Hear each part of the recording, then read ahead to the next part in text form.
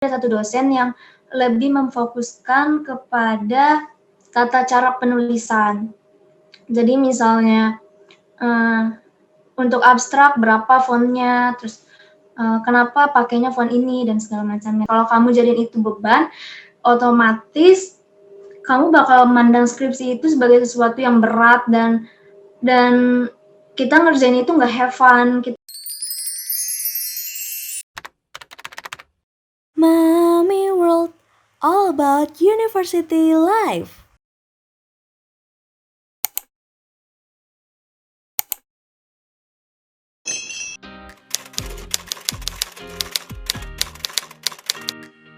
Oke, aku mau perkenalin diri. Nama aku Dinda dari Komunikasi 2017 dan baru lulus Juni 2021 kemarin. Salam kenal Mami Besties.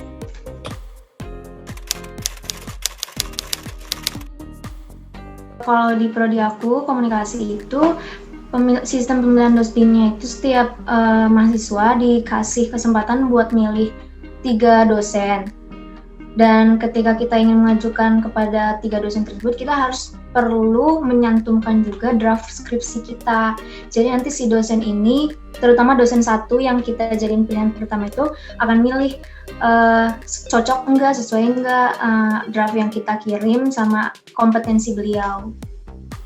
Kalau misalnya cocok, berarti otomatis dapat si dosbing 1. Begitu pula misalnya dosbing 1 nggak cocok, akan lempar ke dosbing 2, pilihan keduanya. Kalau nggak cocok, akan ketiga. Dan kalau misalnya nggak cocok semua, mungkin bakal dilakukan pemilihan ulang.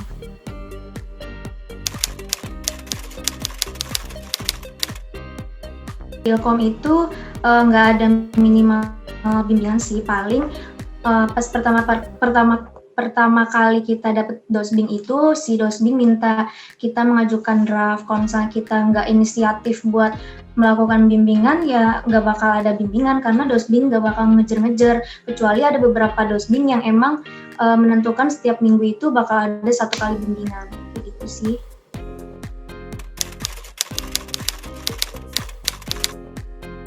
Aku itu untuk masalah topik, tema dan sebagainya itu nggak ada apa ya, istilahnya nggak ada hambatan atau nggak ada kesusahan sih, karena sebelum mengajukan dosbing atau memilih dosbing itu aku udah mikirin nih tema apa yang pengen aku pilih, terus dosbing mana yang pengen aku pilih. Jadi ketika aku udah menemukan tema, aku mencoba untuk berkonsultasi terlebih dahulu kepada dosbing tujuan aku.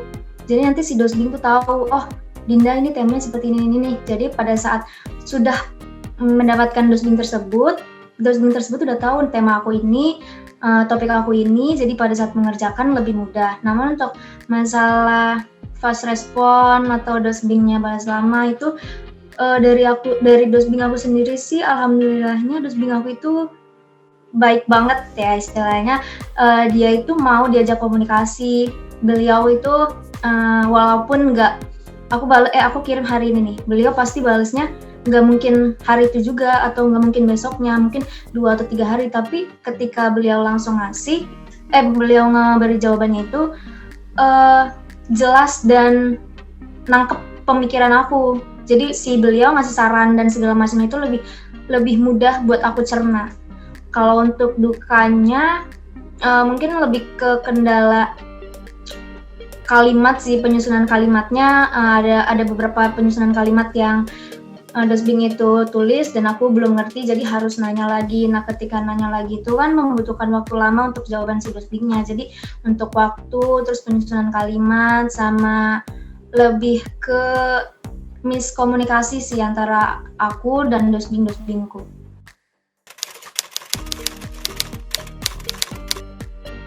Yang pertama tuh pasti materi kita harus paham betul sama apa yang kita kerjakan, apa yang kita teliti itu harus paham betul, karena ketika kita nggak paham ya pasti pas ditanya pada saat sidang heho, nggak tahu apa-apa kayak gitu. Terus yang kedua mungkin mental kita sih, karena beberapa dosen penguji itu pada saat bimbingan dan pada saat sidang itu berbeda sikap dan perilakunya. Ada yang pada saat bimbingan ramah dan segala macamnya, terus pada saat skripsi, pada saat sidang itu dosbing atau penguji bisa istilahnya bisa mematikan kita dengan bahasa-bahasa yang mereka keluarkan, kata-kata yang mereka keluarkan, kayak gitu.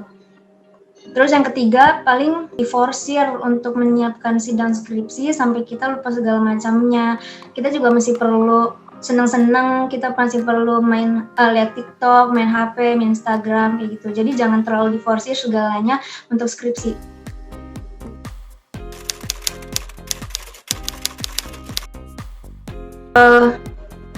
Untuk kan kalau di Ilkom itu ada sidang untuk filter itu kan di bab 1 lebih fokusnya ke latar belakang. Jadi latar belakang penelitian kamu apa? Terus aku kan ngambil diskriminasi gender terhadap jurnalis perempuan di media. Nah, itu ditanya apa urgensi kamu buat ngambil penelitian ini? Terus kenapa harus media, kenapa harus jurnalis perempuan dan segala macamnya.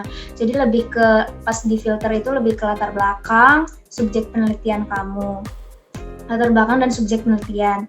Sedangkan pada saat sidang itu aku lebih kepada hasil penelitianku. Jadi kenapa hasilnya bisa seperti ini? Terus menurut kamu dengan hasil seperti ini apakah akan ada perubahan di kedepannya? Terus atau misal dengan hasil penelitian tersebut bagaimana kamu memandang apa yang telah kamu teliti. Terus kalau di skripsi juga lebih kepada ada satu dosen yang lebih memfokuskan kepada tata cara penulisan.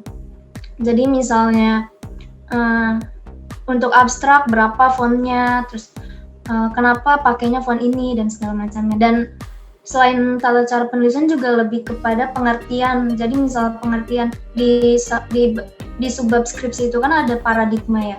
Jadi nanti si dosen itu ada satu dosen yang nanya apa maksud dari paradigma, seperti itu sih. Jadi lebih kalau misal di skripsi itu nggak cuma hasil penelitian kamu aja, tapi segala macam yang ada di skripsi yang kamu tulis itu kamu harus paham betul.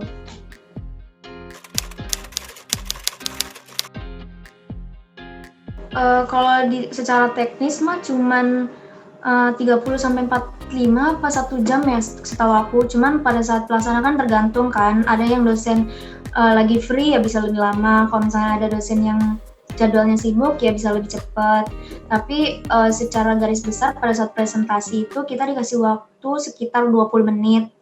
Itu keseluruhan skripsi harus ada di poin-poin presentasi kita. Terus pada saat tanya jawab itu tergantung dosen lagi, waktunya dosen itu luang apa enggak. Kalau misalnya dosennya luang ya mungkin bakal lebih lama, kalau misalnya dosennya nggak luang ya mungkin bakal lebih cepat. Waktu itu aku cuman sekitar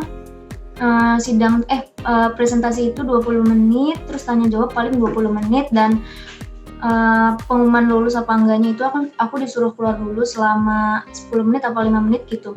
Terus untuk si dosen berunding aku lulus apa enggak, setelah 5 atau 10 menit itu aku masuk lagi dan baru diumumin lulus apa enggak. Jadi total waktu aku sidang sekitar 45-an lah, 45 sampai 1 jam aku.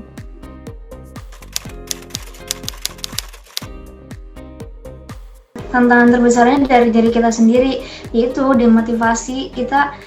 Aku terutama ngalamin demotivasi itu pada saat setelah selesai filter. Itu kan ada revisi dari Dosbing 2 sama penguji kan. Nah itu nggak tahu bawaannya bener-bener males banget karena dibilang banyak sih enggak, tapi ribet gitu. Jadi harus nyari buku ini, harus nyari buku itu, terus belum lagi harus nambahin teori baru. Jadi pada saat itu udah paling males banget nggak ngerjain. Hampir November, Desember, Januari, Februari, 3 bulan aku nggak ngerjain skripsi ngelanjutin bab 1. Jadi baru mulainya itu buru-buru banget pas Maret baru kebut.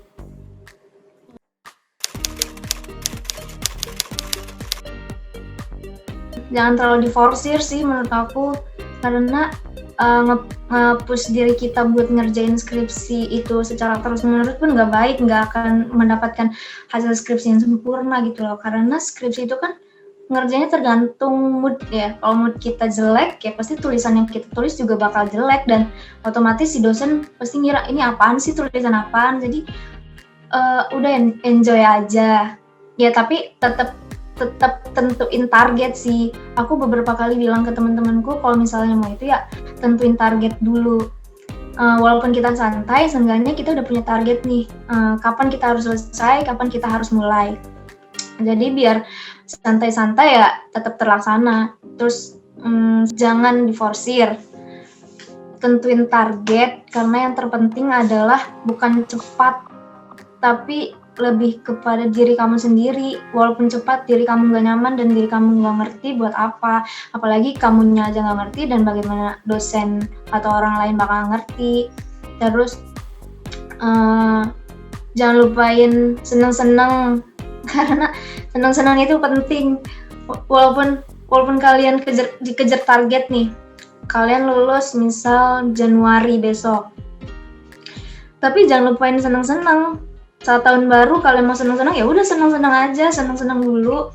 Tapi selesai seneng-seneng ya jangan lupain targetnya. Jadi seneng-seneng jalan, target jalan, skripsi jalan, lulus. Gitu. Jangan jadiin skripsi itu beban. Jadi jadiin skripsi itu ya target pencapaian kamu untuk selesai dari perkuliahan. Misal target kamu, setiap orang kan pasti punya targetnya beda-beda. Misal target kamu tahun depan lulus, ya udah jadiin itu sebagai target, bukan jadiin itu sebagai beban.